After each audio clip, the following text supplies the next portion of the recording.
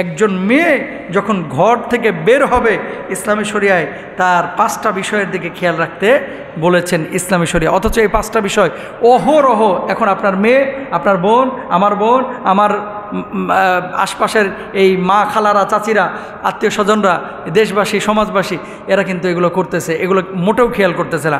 আপনাদেরকে বলতেছে এগুলো একটু শুনে নেন। 1 নাম্বার, কোনো মেয়ে যেন বাইরে সুগন্ধি ব্যবহার করে না যায়।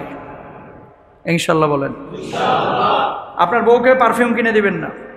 পারফিউম যদি কিনে দেন বলবেন যে এই পারফিউম শুধু ঘরের মধ্যে ব্যবহার করবা, বাড়ির মধ্যে, বাইরে যাওয়ার জন্য না। আতর, সুগন্ধি মেয়েদের জন্য বাইরে ব্যবহার করা হারাম, নিষিদ্ধ, এটা জায়েজ নাই। কি হারাম, নিষিদ্ধ। অথচ ইদানিং কিছু মা বোন এমন পারফিউম ব্যবহার করে রাস্তাঘাটে যাচ্ছে, ওই রিক্সা দিয়ে যদি 500 মিটার দূর দিয়ে যায় তাও যেন ঘেরান পাওয়া যায়, এরকম অবস্থা। অথচ এটা নিষেধ। এগুলো আলোচনা করবে না, এগুলো আলোচনার বিষয় না তো। মানুষ হুজুর এগুলো আপনারা এখন আগের যুগে পড়ে রয়েছেন, এগুলো কি আলোচনার বিষয়? এগুলো আলোচনার বিষয় না জানানোর কারণে আজকে আমার মা বোনেরা এই ভুল পথে পা দিচ্ছে, ঠিক কিনা? 1 নাম্বার, কোনো মা বোন যেন সুগন্ধি ব্যবহার করে বাইরে না যায়, এটা খেয়াল করবেন। 2 নাম্বার, আওয়াজ হয় এরকম কোনো অলংকার ব্যবহার করা যাবে না। আওয়াজ কানে এত বড় ঝুমকা লাগাইছেন যেন একেবারে ধান সেদ্ধ করা পাতিল। কথা বুঝেন নাই? ধান সেদ্ধ করা পাতিল ছোট হয় না বড় হয়? বড় হয়। 2 কানে যেন 2টা পাতিল লাগায় রাখছে, আবার মাঝে ঝুনঝুনি মারছে, পায়ে এমন ঝুমকা লাগাইছে, ওই যে হাতির পায়ে যেগুলো লাগায় আর কি, এত মোটার ঝনঝন ঝনঝন করে আওয়াজ হচ্ছে। এই ধরনের কোনো আচরণ যেন না হয়। ইনশাল্লাহ বলেন। আপনারা যদি না বানায় দেন, মাল যদি না দেন, তাহলে কিন্তু বানাইতে পারে না। কিছু জামাইও আছে, আরে বিয়ে করছি, এত সুন্দরী একটা বউ, মানুষে না দেখলে কেমনে হয়, একটু দেখুক না, এরকম কিছু লোক আছে না? 5 ওয়াক্ত নামাজ পড়ে না, কিন্তু 20 ওয়াক্ত প্রতিদিন 20 বার বউয়ের ছবি ফেসবুকে আপলোডও করে। আছে না নাই? যেন হের বউ একাই আছে আর পৃথিবীর কারো বউটাও নাই। অতি উচ্চ বংশীয়, ওই যে গরুর মতো আর কি, এর বউটা অতি উচ্চ বংশীয় এবং অতি সুন্দর, এই জন্য ফেসবুকে দেয়। যারা কাপুরুষ তারা ফেসবুকে বউয়ের ছবি দেয়, সুপুরুষ কখনো দেয় না। মানে তিতা বলে ফেললাম আর কি, কথাটা তিতা লাগবে, কিন্তু বাস্তবতা এটাই। ফেসবুকে বউয়ের ছবি দেন কেন? আপনি জানেন আপনার এই বউকে নিয়ে অনেকে উল্টাপাল্টা কথা বলে যে দোস্ত রে, আরে বাবারে সালমান যে একটা মাইয়া পাইছে রে দোস্ত, একেবারে একের। কথা বলেন, আছে না নাই? সবাই তো ভালো মানুষ না ভাই। ফেসবুক যারা চালায় সবাইকে আল্লাহর ওলি পাপিষ্ট আছে না নাই? আছে। আপনার বউ দেখে ও আক্রোশ করতেছে, আক্ষেপ করতেছে, ইস যদি এরকম আমি একটা বউ পাইতাম। তার মানে কি? অন্তরের জেনা করলো। নাউজুবিল্লাহ বলেন। খবরদার, বেপর্দা কেউ, মানে পর্দাহীনভাবে কেউ কারো ওয়াইফের সাথে, বউয়ের সাথে ছবি তুলে ফেসবুকে আপলোড করবেন না। ইনশাল্লাহ বলেন। আচ্ছা, তারপরে 2 নম্বর গেল। 3 নম্বর, আমার মা বোনেরা যারা বাইরে কাজকাম করেন শালীনতার সাথে জায়েজ আছে, শালীনতার সাথে, বুঝছেন? আলাদা তার যদি গার্মেন্টস, আমার অনেক বোনেরা চাকরি করতেছেন, করতে পারেন, সমস্যা নাই, শালীনতার সাথে সেপারেট আপনারা কাজ করবেন। কিন্তু কিছু মহিলা আছে তার বাইরে কোনো কাজই নাই, এর নেশাই হচ্ছে মার্কেটে ঘোরা। আছে না এরকম? বাইরে কোনো কাজ নাই, কিন্তু বাচ্চারা স্কুলে দিয়ে তুই বাড়িতে এসে না চলে আসবি না, বাড়িতে যায় না। হ্যাঁ, যাই কই ফ্যান্টাসিতে ঘুরতে, যাই কই উত্তরায় ঘুরতে, যাই কই ওই চলে গেছে বাইপাই, কোথায় চলে গেছে? চলে গেছে আশুলিয়া। এরকম অনেকে হয়, মানে বাইরে ঘুরতে পছন্দ করে। মেয়েদের জন্য এটা কিন্তু উচিত না। আল্লাহ সুবহানাহু ওয়া তাআলা পবিত্র কোরআনুল কারীমে বলেছেন, ওয়াকারনা ফি বুয়ুতিকুন্না ওয়ালা তাবাররাজনা তাবাররুজাল জাহিলিয়া। আগে ঘর সামলাও, নিজেদেরকে জাহেলি যুগের মতো এইভাবে প্রকাশ্যে ছেড়ে দিও না। আপনাদের দায়িত্ব হচ্ছে আমার মা বোনদেরকে বোঝানো। মা বোনেরা হচ্ছে ঝিনুকে লুকানো মুক্তার মতো, তারা অনেক দামি ভাই, তাদের পায়ের নিচে আল্লাহর জান্নাত। সুবহানাল্লাহ কোন। সুতরাং প্রয়োজন সাপেক্ষে তারা বাইরে বের হবে। তার মানে এই না যে ভবঘুরে.com-এর মতো খালি ঘুরে বেড়াবে। এটা নারীদের কাজ না, পুরুষের কাজ। পুরুষ বাইরে সামলাবে ইনশাল্লাহ। মাহরাম ছাড়া দীর্ঘ সফর করবে না, রাস্তার মাঝ দিয়ে চলবে না, রাস্তার মাঝ দিয়ে চলবে না, মাহরাম ছাড়া দীর্ঘ সফর করবে না। কি বলবো এখন, হজ্জেও মাহরাম ছাড়া চলে যাচ্ছে, অথচ এটা নিষিদ্ধ। শাফি মাযহাবের কেউ কেউ জায়েজ বলেছেন, আমরা তো হানাফি মাযহাব ফলো করি। হজ্জে মাহরাম ছাড়া চলে যাচ্ছে, ভিসা নিয়ে, ভিসা তো অনলাইনেই পাওয়া যাচ্ছে এখন 24 ঘন্টায়, ভিসা নিয়ে চলে যাচ্ছে। পরশুদিন না কবে দেখলাম সম্পূর্ণ হারাম কাজ করতেছে, অথচ সে যাচ্ছে। ওই ভারত থেকে পায়ে হেঁটে সে আলিফ মাহমুদের মতো হজ্জে যাচ্ছে, তা মহিলা। বুঝছেন? জায়েজ নাই, কি নাই? জায়েজ নাই।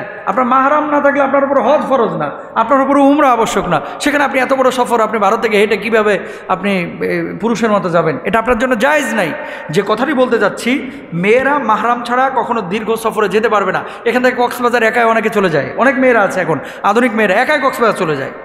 আমি নিজে দেখেছি মাহফিলে যাওয়ার পর, গাড়িতে যাচ্ছিলাম, পরে দেখি ওই এক মহিলা সামনে বসা, অনেক দিন আগের কথা, মানে সামনের সিটে বসা। তো হেল্পার জিজ্ঞেস করতেছে, আপা কই যাবেন? বলতেছে কক্সবাজার যাব। তো বলতেছে আপনার সাথে কেউ নাই? কয় না, আমি একাই যাব। কি ওখানে বাসা বাড়ি নাকি? কয় না, ঘুরতে যাব। হারাম।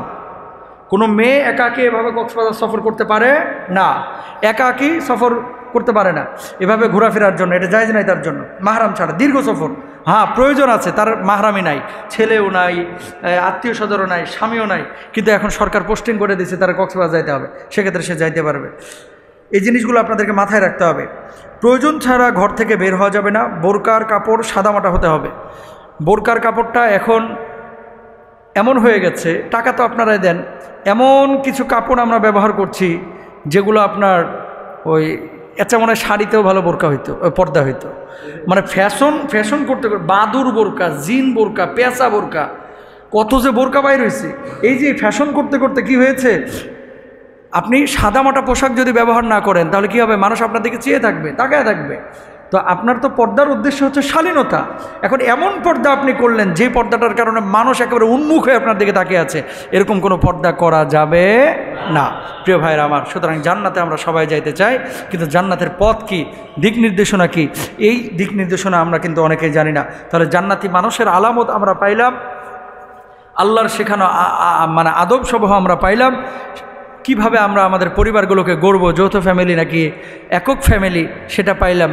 পর্দার সাথে ক্ষেত্রে আমাদের মা বোনদের ভূমিকা কি হবে, এবং আপনাদেরকেও পর্দা করতে হবে, দৃষ্টিটাকে অবনমিত রাখতে হবে, লজ্জাস্থান ঢেকে রাখতে হবে, ঢিলা ঢালা পোশাক পরতে হবে, আমরা পাইলাম। আল্লাহ সুবহানাহু ওয়া তাআলা আমাদের প্রত্যেককে বুঝে বুঝে আমল করার তৌফিক দান করুন। অন্যায় বা মন্দ কাজের প্রমাণ না পাওয়া গেলে অন্যের ব্যাপারে সুধারণা পোষণ করতে হবে, অহেতুক খারাপ ধারণা করা যাবে না। পারিবারিক জীবনে এই সমস্যাটা বড়, খুব বেশি। ভাইয়ের ছেলের সাথে মারামারি করছে, এই সময় দেখবেন এক ভাইয়ের বউ একটু ওখানে মাথা ঢোকানোর চেষ্টা করে যে কে মারছে রে, অমুকে মারছে। দোষ কার এটা বিচার বিশ্লেষণ না করে হুট করে একটা কমেন্ট করে ফেলে, সন্দেহ করে ফেলে। একটা মোবাইল হারায় গেছে, আরেক ভাইয়ের ছেলেকে সন্দেহ করতেছে। বাড়িতে মেহমান এসেছিল, কোনো কারণে 500 টাকা হয়তো বা বাইরেই পড়ে গেছে, মানিব্যাগ থেকে চুরি হয়ে গেছে, মেহমান চলে গেছে, ওই মেহমান যে এসেছিল এর সন্তানকে সন্দেহ করে অনেক সময়, যে তার মানে কি এই টাকাটা নিয়ে গেল কিনা, মোবাইলটা নিয়ে। খবরদার এগুলো করবেন না। শুনেন, ইসলামী শরিয়ায় বলা হচ্ছে, কোরআনুল কারিমে বলা হচ্ছে, ইন্না বাদা যন্নি ইসমুন, অধিকাংশ ধারণা যা আমরা করে থাকি এগুলো পাপ। বুঝছেন? মানুষের ধারণা অধিকাংশ সময় এমন ফিতনা বাড়ায় যে পরিবার ভেঙে ফেলে, এই ধারণা থেকে সমাজ ভেঙে যায়, এই ধারণা থেকে রাষ্ট্র পর্যন্ত হুমকির মধ্যে পড়ে যায়, ঠিক কিনা? সুতরাং খবরদার কখনো কাউকে সন্দেহ করবেন না যতক্ষণ পর্যন্ত না ধরতে পারছেন। স্পেসিফিক যদি দেখেন যে আসলে এই কাজটা সেই করেছে, তাহলে আপনি ধরেন, না হলে কাউকে সন্দেহ করবেন না। মনে রাখবেন, আজকে একজনকে নিয়ে আপনি সন্দেহ করছেন না, কালকে আপনাকে নিয়ে একজন সন্দেহ করবে, আপনার ছেলে মেয়েকে নিয়ে সন্দেহ করবে, এটা আল্লাহর পক্ষ থেকে, ঠিক কিনা? সুতরাং আরেকজনের সম্মান হানি হয় এরকম কোনো কাজ আমরা কখনো করব না। যৌথ জীবনে যারা আছেন আপনারা, যৌথ পরিবারে, এই প্রবলেমগুলো আপনাদেরকে একটা কথা বলি, যৌথ ফ্যামিলিতে যারা আছেন এই প্রবলেমগুলো তারা বেশি ফেস করেন। যৌথ ফ্যামিলি একদিক থেকে খুব ভালো, একদিক থেকে খুব খারাপ।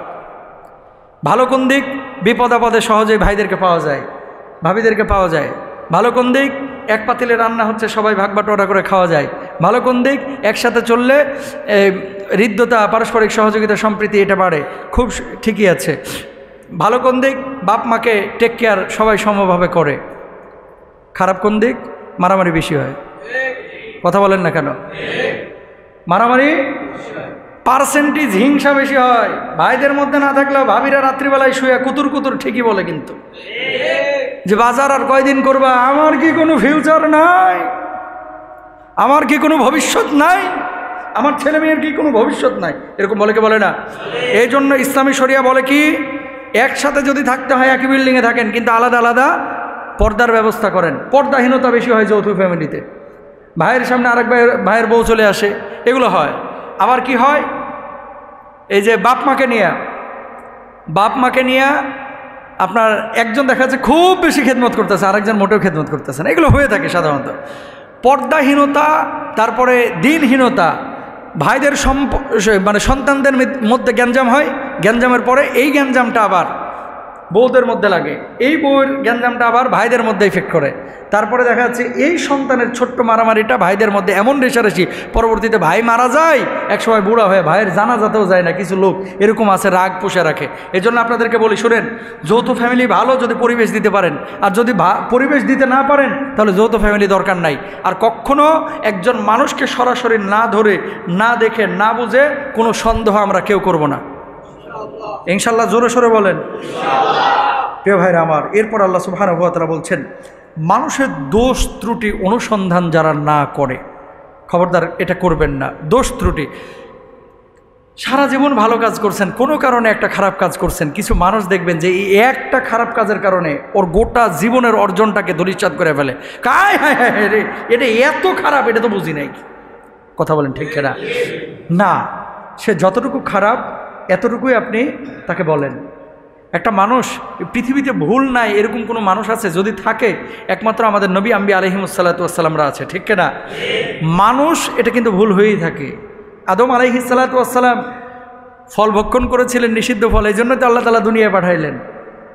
মানুষ, নিসিয়ান শব্দ থেকে এই যে নাস শব্দ, নাস শব্দটা তো মানুষ, এটা এর অর্থ হচ্ছে ভুল। তো মানুষ মাত্র ভুল হয়েই থাকে। পৃথিবীর প্রত্যেকটা মানুষ কিন্তু আমরা ভুলের মধ্যে আছি, কেউ কম কেউ বেশি। কিন্তু আমাদের মানুষের একটা নেচার হচ্ছে অন্যের ভুলটা আমরা খুব বড় করে দেখি, কিন্তু নিজের ভুলটা অত বড় করে আমরা দেখি না। এই জন্য সবসময় অন্যকে শুদ্ধ করতে না চেয়ে আগে নিজে পরিশুদ্ধ হন, নিজের থেকে পরিবর্তনটা শুরু করেন। নিজের থেকে যদি পরিবর্তন শুরু করেন, অটোমেটিক সব কিছু এমনিতে শুদ্ধ হয়ে যাবে, ইনশাআল্লাহ। বলেন না? আল্লাহ তৌফিক দান করুক, আমিন বলেন। এরপর আল্লাহ সুবহানাহু ওয়া তাআলা বলছেন, অন্যের অনুপস্থিতিতে তার সমালোচনা করা যাবে না। ওয়ালা ইয়াক্তাব বা'দুকুম বা'দা আইয়ুহিব্বু আহাদুকুম আইয়াকুলা লাহমা আখিহি মাইতান ফাকারিতুম। তাদের মানে কেউ কি তোমাদের মধ্যে এমন আছো যে তার মৃত ভাইয়ের গোশত খাইতে পছন্দ করো? এরকম তো কেউ নেই। সুতরাং আমরা কেউই তার মৃত ভাইয়ের গোশত খাইতে পছন্দ করি না। আমরা আমাদের ভাইদের পছন্দ যেহেতু গোশত খাইতে করি না, সেহেতু আমরা গীবত পরনিন্দা কেউ করব না। আপনার সামনে কেউ যখন আরেকজনের ব্যাপারে গীবত করবার, গলাটা চেপে ধরবেন, টুটি চেপে ধরবেন। কেন? আজকে আপনার সামনে আরেকজনের গীবত করতেছে, এটা কিন্তু এই লোকটাই কিন্তু আরেকজনের সামনে আপনার গীবত করবে। যে মানুষটা আপনার ব্যাপারে আরেকজন মানে গীবত করে, আপনার সামনে আরেকজনের গীবত করে, সে মানুষটা আপনার গীবত আরেকজনের সামনে করতে পারে। এটা কিন্তু খেয়াল রাখবেন। সবাই বলেন ইনশাআল্লাহ। প্রিয় ভাইরা আমার,